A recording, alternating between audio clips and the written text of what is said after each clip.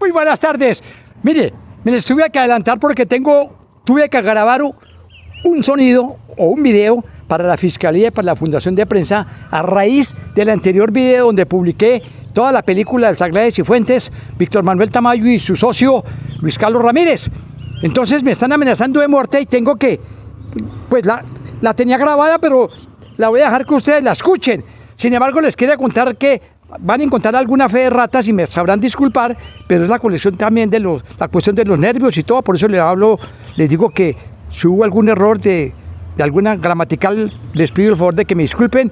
Y bueno, resulta que a raíz también de eso, recibí un dinero del doctor Renato Capriles, no sino Renato Marín, y pensé que era una suscripción, porque es que a primera plana vende suscripciones a 100.000 pesitos al año. Pero cuando yo fui a contar la plata, pensé que eran billetes de 10, eran de 50, ya en 800.000. Entonces, inmediatamente pensé que era un soborno, y yo a eso sí no le jalo, doctor Renato, y no me le mido, a esas cosas no me le mido. 2, la carta que les había anunciado del doctor Miguel Darío Arbeláez Mejía no alcanza a salir en esta edición porque esto se fue un poquito largo, pero mañana o pasado mañana van a ver y van a quedar supremamente aterrados porque eso van a mover montañas, pero montañas de dólares. Ahí está la demanda de Renato Marín y de el doctor Lucas Ignacio Arbeláez, hijo del caballero. Ahí ya la van a escuchar ustedes. El doctor Renato, muy hábilmente,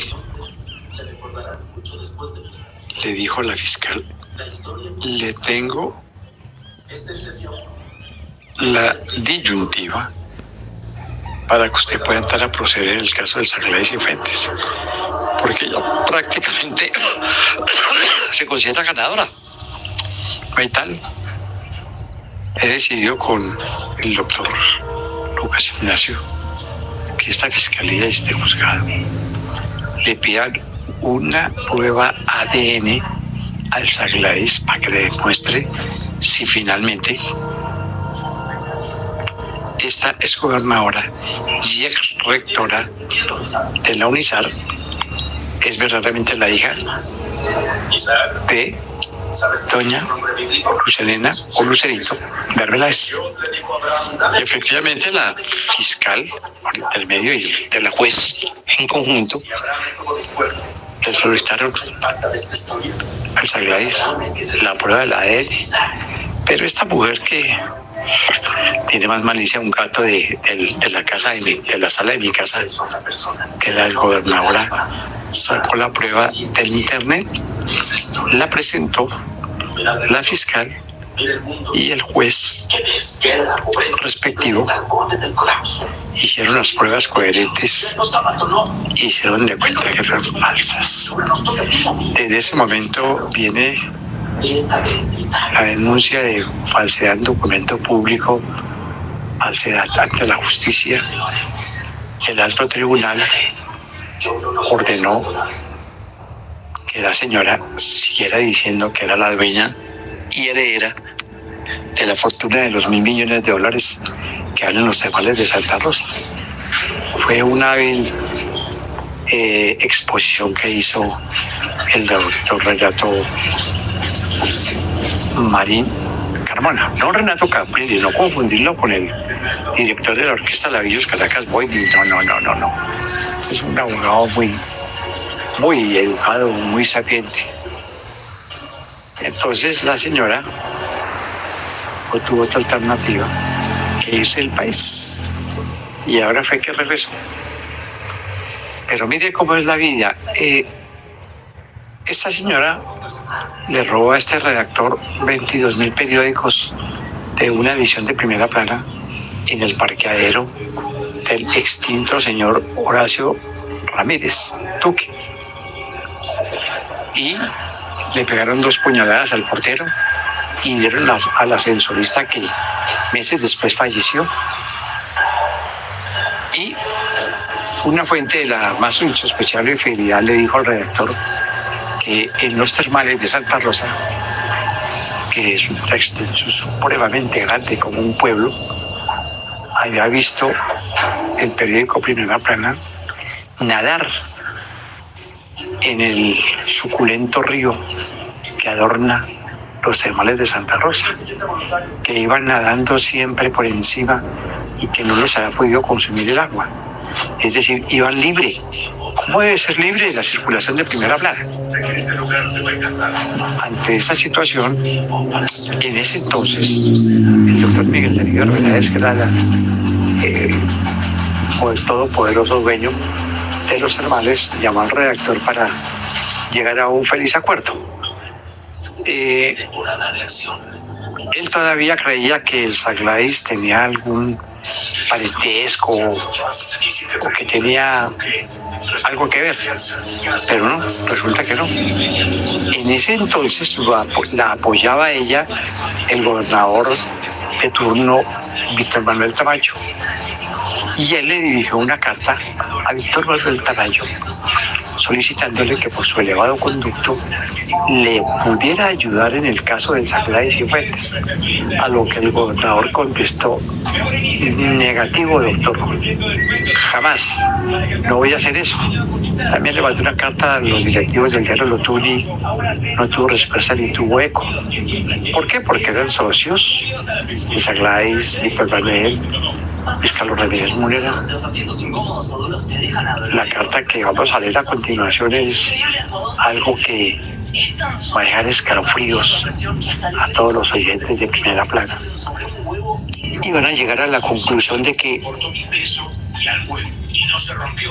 esta señora no solamente en un estado de indefensión, que no tenía para dónde articular palabra porque ya la supuesta exgobernadora la venía envenenando desde hacía 6 meses atrás.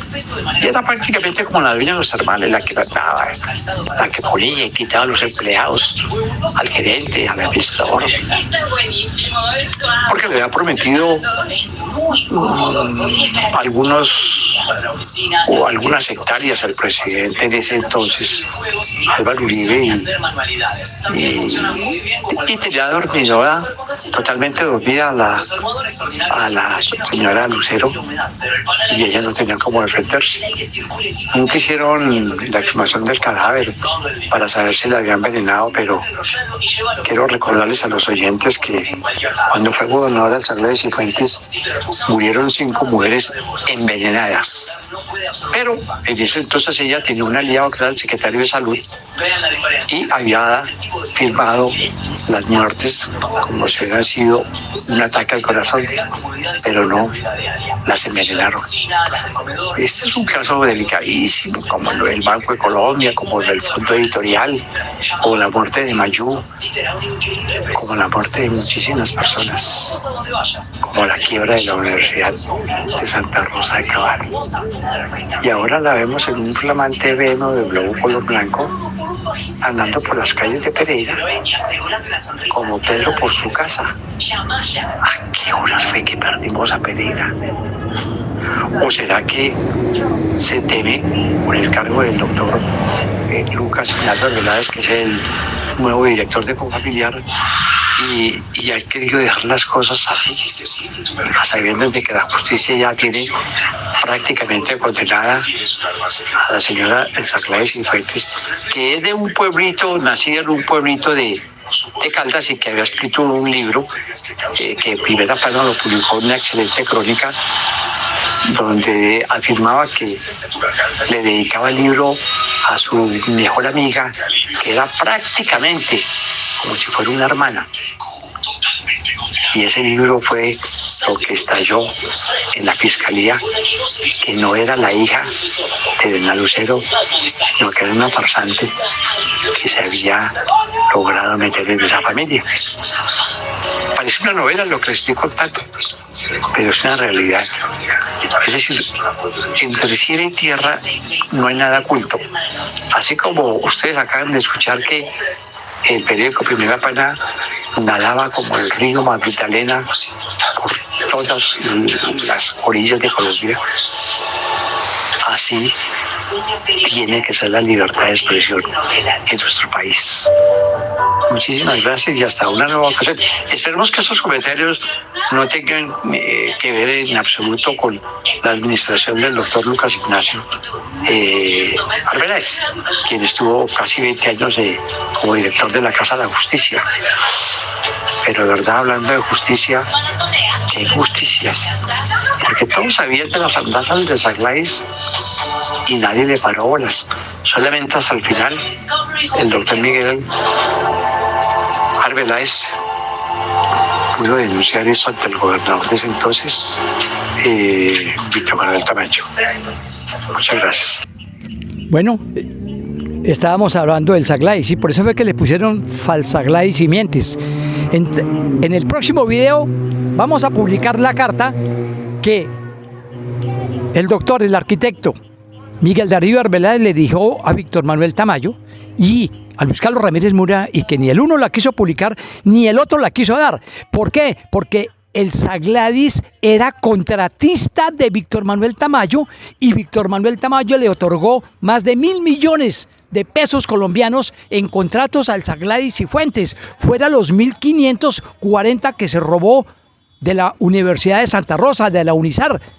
De manera que ¿cómo van a ladrar los perros si los ladrones están adentro? Esperen la lectura de la carta y van a quedar como las casas del Instituto Crédito Territorial hace 30 años, de una sola pieza. Muchísimas gracias, una nueva oportunidad con la bendición del Padre Celestial.